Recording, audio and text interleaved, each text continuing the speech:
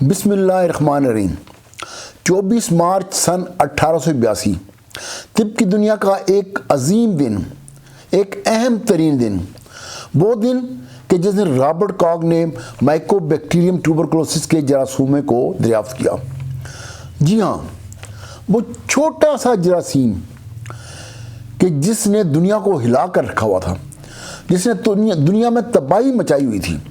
یہ وہ زمانہ تھا کہ اگر کسی کو کھانسی آتی یا کسی کے جسم پر پھوڑا نمودار ہوتا تو اس گھر کے جو لوگ تھے ان کو یہ پتہ چل جاتا کہ اب یہ جو انسان ہے، یہ جو شخص ہے، یہ اب چند دنوں کا مہمان ہے۔ پھر کوئی دعا اثر نہ کرتی اور گھڑیال کی ٹک ٹک اس مریض کو لمحہ بلمحہ موت کی طرف گھسیٹتی لے جاتی۔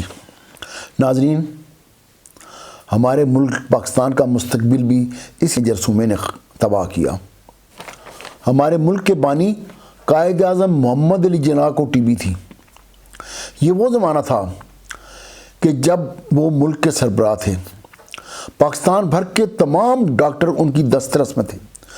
دنیا بھر سے جہاں کہیں سے وہ چاہتے وہ اپنی دوائیاں منگوا سکتے تھے، اور ایسا ہوا بھی۔ ان کا اچھے سے اچھا علاج کیا گیا، لیکن اس چھوٹے سے جراثیم نے ڈاکٹرز کی ایک نہ چلنے دی، اور نتیجہ یہ نکلا کہ ہمارا ملک یتیم ہو گیا۔ ہمارا ملک ابھی آزاد ہوا ہی تھا، ابھی اس نے چلنا سیکھا بھی نہ تھا کہ اسے معذور کر دیا گیا، اور پھر اس کے بعد کے حالات آپ کی نظروں کے سامنے ہیں۔ ناظرین، ٹی بی بہت پرانی بیماری ہے۔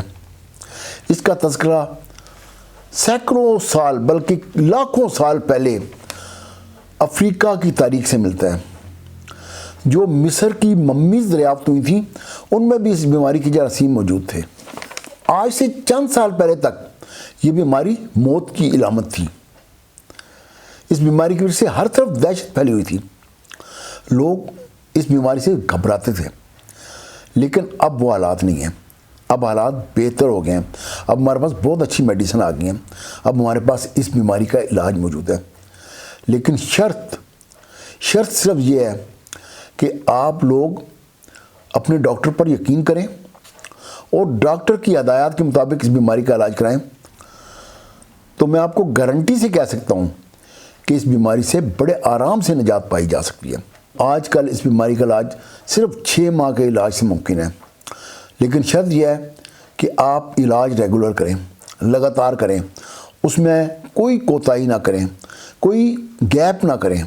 اب فرض کریں کہ آپ کسی مریض کو ٹی بی کے ادویات دیتے ہیں، تو ہوتا یہ ہے کہ 1 ماہ کے عرصے میں ہی اس مریض کی جو تمام علامات ہیں وہ دور ہو جاتی ہیں، اور وہ مریض اپنے آپ کو حشاش بشاش سمجھنے لگتا ہے۔ لیکن پھر وہ غلطی کیا کرتا ہے؟ وہ غلطی یہ کر جاتا ہے کہ وہ ادویات چھوڑ دیتا ہے۔ جب وہ ادویات چھوڑے گا تو اس جو یہ بیماری ہے، اس کا جو جراثیم ہے وہ انتہائی طاقتور جراثیم ہے، اور وہ 6 ماہ سے کم علاج میں ختم ہونے کا نام ہی نہیں لیتا۔ اس کو ختم کرنے کے لیے ہمیں پورے 6 ماہ علاج کی ضرورت ہے۔ لیکن جب آپ 1-1.5 ماہ علاج کے بعد ادویات چھوڑ دیں گے تو کچھ عرصے کے بعد وہ جراثیم دوبارہ طاقتور ہو جائے گا اور دوبارہ اس مریض پر حملہ کرے گا۔ آپ پھر اس کا علاج شروع کر دیں گے، پھر اس کو ادویات دینا شروع کریں گے، اور پھر جب وہ مریض ٹھیک ہوگا تو مریض خود بخود جو ہے وہ اپنا علاج ختم کر دے گا۔ اس کا نقصان کیا ہوگا؟ اس کا نقصان یہ ہوگا کہ وہ جو جراثیم ہے، جو ٹی بی کے جراثیم ہے، وہ انتہائی سمجھدار اور ذہین جراثیم ہے۔ وہ یہ سمجھ جائے گا کہ اس کو ختم کرنے کے لیے کون کون سی ادویات دی جا رہی ہیں۔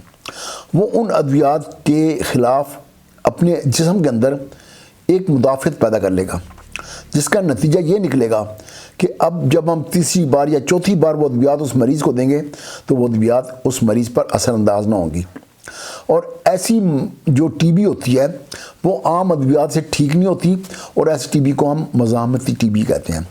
اگر کوئی ٹی بی کا مریض ہے اور اس کا آپ پراپر علاج کرواتے ہیں، ادویات نہیں چھوڑتے، لگاتار ادویات لیتے ہیں، تو میں آپ کو گارنٹی سے کہتا ہوں کہ وہ 100% ٹھیک ہو جائے گا۔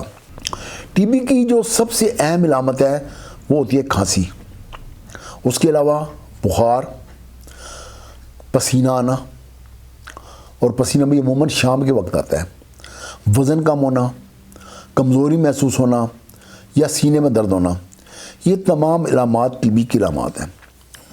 لیکن ایسا بالکل بھی ضروری نہیں ہے کہ جو ٹی بی کا مریض ہو اس میں یہ تمام علامات موجود ہوں۔ یہ بھی ہو سکتا ہے کہ اس میں صرف ایک علامت موجود ہو، اور یہ بھی ہو سکتا ہے کہ اس میں 2 یا 3 علامتیں ہوں۔ لیکن کچھ مریض تو ایسے بھی ہوتے ہیں کہ جن میں ٹی بی کی کوئی علامت نہیں ہوتی، تو ایسے مریض کو ڈائگنوز کرنا بھی کافی مشکل ہو جاتا ہے۔ عام لوگ یہ سمجھتے ہیں کہ ٹی بی جو ہے صرف پھیپھڑوں کی بیماری ہے۔ ایسی بات بالکل بھی نہیں ہے۔ ہاں، یہ ضرور ہے کہ پھیپھڑوں کی ٹی بی سب سے زیادہ کامن ہے، لیکن اس کے علاوہ ٹی بی جو ہے وہ آنتوں کی بھی ہو سکتی ہے، ٹی بی جو ہے وہ گلے کی بھی ہو سکتی ہے، ٹی بی دماغ کی بھی ہو سکتی ہے، ٹی بی آنکھوں کی بھی ہو سکتی ہے، ٹی بی لمف نوڈ کی بھی ہو سکتی ہے، ٹی بی جوڑوں کی بھی ہو سکتی ہے، ٹی بی اسکن کی بھی ہو سکتی ہے، ٹی بی گردوں کی بھی ہو سکتی ہے۔ غرض کہ جسم کا کوئی حصہ بھی ایسا نہیں ہے کہ جہاں ٹی بی نہ ہو سکتی ہو۔ اس وجہ سے اگر ٹی بی پھیپھڑوں کے علاوہ کسی اور حصے کی ہو تو اس کو ڈائگنوز کرنا ذرا مشکل ہوتا ہے۔ میں جب لیاقت میڈیکل جام شروع میں ہاؤس جاب کر رہا تھا، یہ بات ہے 1983 کی، تو وہاں میرا ہاؤس جاب تھا آرتھوپیڈک وارڈ کا۔ ہمارے ہاؤس جاب میں جو ہمارے سینئر جو ہاؤس جابین تھے وہ ڈاکٹر امان اللہ تھے، جو بعد میں پاک آرمی میں گئے اور کرنل کے عہدے سے ریٹائر ہوئے۔ تو یہ جو پیشنٹ تھا یہ ڈاکٹر امان اللہ کے پاس آیا تھا، اور انہوں نے ہی ہمیں یہ پیشنٹ دکھایا تھا۔ یہ ایک جوان عورت تھی، 20-25 سال اس کی عمر ہوگی، اور اس کو جو ٹی بی تھی وہ رائٹ ہپ جوائنٹ کی تھی۔ اس کی رائٹ ہپ جوائنٹ میں سوجن ہو گئی تھی اور وہاں سے پیپ آ رہی تھی۔ جب وہ ہمارے پاس آرتھوپیڈک وارڈ میں پہنچی تو ہمارے جو پروفیسر صاحب تھے انہوں نے اس کو دیکھا، چیک کیا، اس کی انویسٹیگیشن کرائیں، تو اس کے بعد وہ اس نتیجے پر پہنچے کہ اس خاتون کو جوڑوں کی ٹی بی ہے۔ چنانچہ ہم نے اس کا علاج شروع کیا، اور تقریباً 4-5 ماہ کے بعد وہ خاتون تقریباً ٹھیک ہو چکی تھی۔ اسی طرح میں مثال دوں گا آپ کو، وہ میرے دوست تھے بلکہ ہیں، اور وہ ڈاکٹر ہیں، اور ماشاءاللہ پنڈی کے کسی اسپتال میں اس زمانے میں وہ میڈیکل آفیسر تھے۔ یہ بتلانے کا مقصد یہ ہے کہ پنڈی ان اسپتالوں کا جو سینئر سے سینئر ڈاکٹر تھا وہ بھی ان ڈاکٹر صاحب کی اپروچ میں تھا۔ ان کو ہلکا سا ایک مسئلہ ہوا کہ ان کو صبح جب وہ ناشتہ کرتے تھے، ناشتہ کرنے سے پہلے ان کو ہلکی سی متلی کی شکایت ہوتی تھی۔ ان کا ناشتہ کرنے کا جی نہ چاہتا تھا، وہ زبردستی ناشتہ کرتے ہیں۔ تو چنانچہ انہوں نے اپنے ڈاکٹرز کو دکھایا، میڈیسن کے ڈاکٹرز کو، وہاں تمام اسپیشلسٹ ڈاکٹرز کو، دوسرے اسپتالوں میں بھی گئے، لیکن کہیں سے بھی کوئی ڈائگنوز نہ ہو سکا۔ بالآخر ایک ڈاکٹر صاحب نے ان کو بلائنڈلی ڈائگنوز کیا۔ بلائنڈلی ڈائگنوز کرنے کا مطلب یہ ہے کہ انہیں یہ بتلایا کہ اب آپ کے کوئی یعنی کہ جو آپ کی انویسٹیگیشنز ہیں اس میں تو کسی قسم کی کوئی بیماری نہیں آ رہی، لیکن مجھے شک ہے کہ شاید آپ کو ٹی بی نہ ہو، تو اس لیے میں آپ کا جو ہے وہ ٹی بی کا علاج شروع کرتا ہوں۔ چنانچہ ان ڈاکٹر صاحب کا ٹی بی کا علاج شروع ہوا، اور تقریباً 4-5 ماہ کے عرصے میں ان کی جو علامت تھی جو ان کو تنگ کر رہی تھی، جس کی وجہ سے بہت پریشان تھے، وہ بالکل ٹھیک ہو گئی، اور جس سے یہ بات ظاہر ہوتی ہے کہ ان کو ٹی بی تھی۔ کچھ غلط فہمیاں ہیں جو ہمارے ملک میں عام ہیں، ہمارے ملک کے جو عوام ہیں ان میں یہ غلط فہمیاں بہت عام ہیں، اور جس کی وجہ سے ہمیں ٹی بی کی ٹریٹمنٹ میں پریشانیوں کا سامنا کرنا پڑتا ہے۔ مثلاً لوگ یہ سمجھتے ہیں کہ ٹی بی کا مریض جو ہے اس سے ہمیں دور رہنا چاہیے۔ اگر کسی کو ٹی بی ہو جائے تو لوگ بتلانے سے کتراتے ہیں، اسے علیحدہ کر دیتے ہیں، اس کا کمرہ علیحدہ کر دیتے ہیں، اس کے برتن علیحدہ کر دیتے ہیں، اس سے ہاتھ نہیں ملاتے، اس سے گلے نہیں ملتے۔ ٹی بی جو پھیلتی ہے وہ کھانسی کرنے سے یا تھوکنے سے۔ ہمارے ملک میں یہ کلچر عام ہے کہ ہم جا رہے ہیں شہر میں اور سڑک پہ جا رہے ہیں اور نہ ہمیں کسی قسم کا خیال ہے، اور ہم سڑک پر بھی تھوکتے چلے جاتے ہیں۔ ہم پان کھا رہے ہیں تو پان کی پیک جو ہے، میں ابھی کراچی گیا ہوا تھا اور وہاں میں نے جو حساب دیکھا کہ جگہ جگہ پان کی پیک جو ہے وہ پڑی ہوئی ہے۔ میں سانگڑ دفاتر میں گیا ہوں تو اتنے گندے تھے وہ دفاتر کہ میں حیران رہ گیا کہ وہاں پہ یعنی کہ اے سی کا دفتر ہے، وہاں پہ پان کی پیک پڑی ہوئی ہے، اور میں یہ تو تصور بھی نہیں کر سکتا اپنے پنجاب کے دفاتر میں کہ وہاں اس قسم کی گندگی ہو سکتی ہے۔